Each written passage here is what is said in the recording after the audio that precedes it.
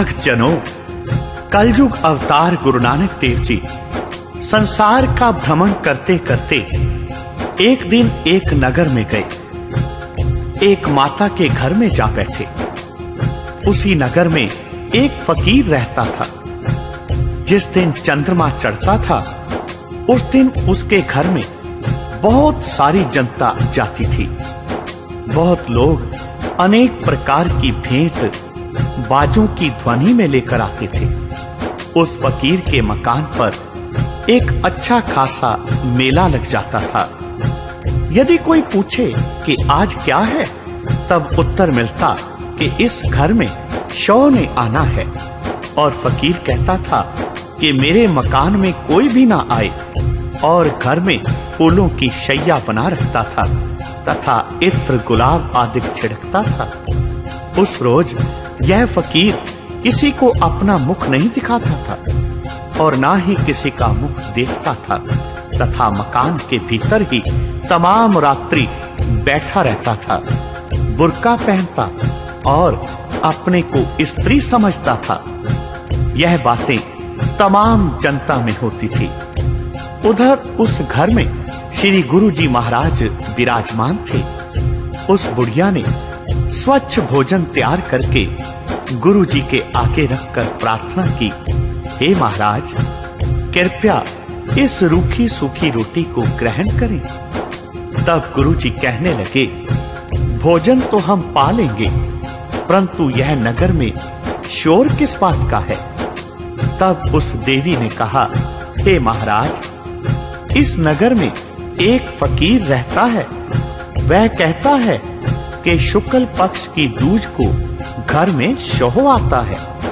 वह बात सुनकर गुरुजी ने अपने दोनों सेवकों भाई बालाजी और मर्दाना जी को कहा, चलो हम भी उस फकीर को देखें और शौ सुहागन का दीदार करें। तब गुरुजी और दोनों सेवक उस फकीर के द्वार पर जाकर खड़े हो गए। वहां देखा बहुत दुनिया खड़ी है तथा किसी को भी भीतर जाने नहीं दिया जा रहा। अब गुरुजी ने भीतर जाना चाहा तो लोगों ने रोक दिया।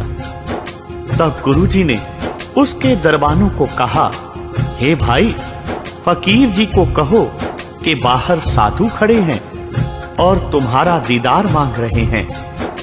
तब फकीर के उन दरबानों ने फकीर को कहा, भाई, मैंने तो आज अपने शौ का दीदार करना है। फकीर अपने दरबानों को कहने लगा, आज मैंने किसी को दर्शन नहीं देना।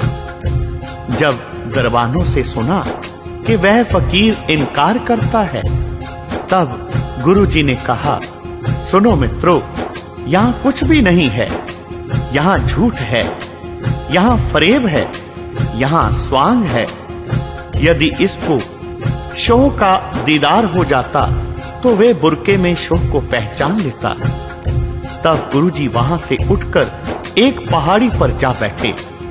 तब उधर जनता में दैव योग से लड़ाई होने लगी।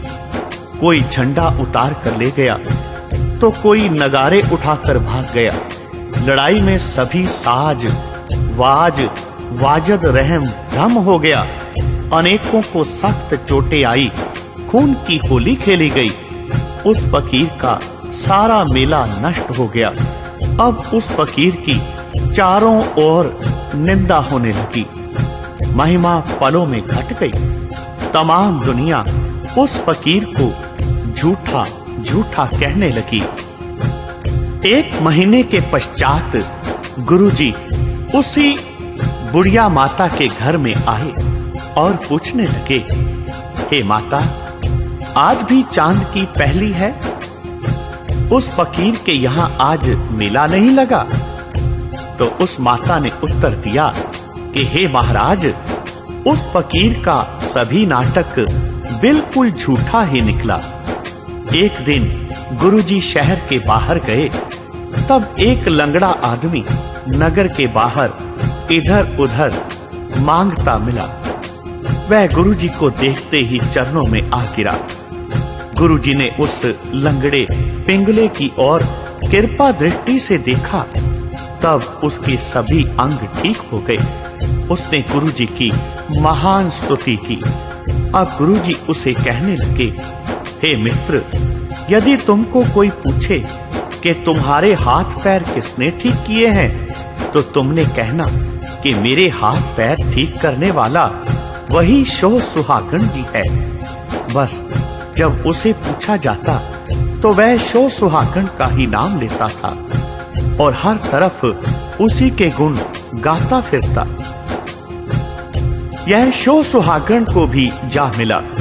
शोह सुहागन के पूछने पर उसने कहा कि मेरे हाथ पैर शोह सुहागन फकीर ने ठीक किए हैं। शोह सुहागन ने कहा, हे भाई, वह कहाँ है? उसने कहा कि वह तो एक बुढ़िया माता के घर में रह रहा है। तब वह झूठा फकीर उस पिंगले के साथ गुरुजी के पास आया तो बस देखते ही चरणों पर गिर पड़ा और हाथ बांधकर बेनती करने लगा। कहने लगा, हे महाराज, आप मुझे क्षमा कर दो, मैं भूला हुआ था, मुझे क्षमा करो। सत्य बात तो यह है कि मैंने आपको पहचाना नहीं। गुरुजी ने दया दृष्टि करते हुए कहा, हे मित्र, प्रत्येक बुरके में उस शोह को जानकर और सभी को दीदार देना लेना अच्छा है।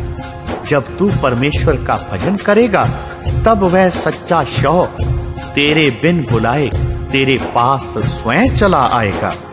फिर गुरुजी के चरणों पर नमस्कार करके तथा आज्ञा लेकर वह शोह सुहागन फकीर अपने ठिकाने जा बैठा।